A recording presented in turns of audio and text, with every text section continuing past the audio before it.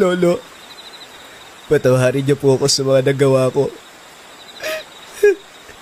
Kung nakinig lang sana ako, hindi sana mangyayari ang lahat ng to. Lolo! Lola!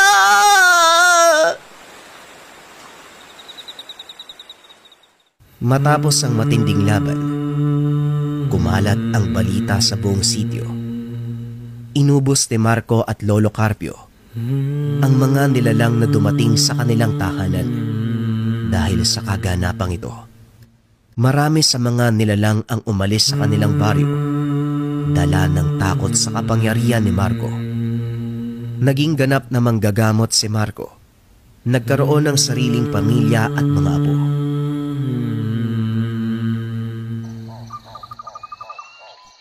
Nanay! Nanay! Oh, anong nangyari sa'yo?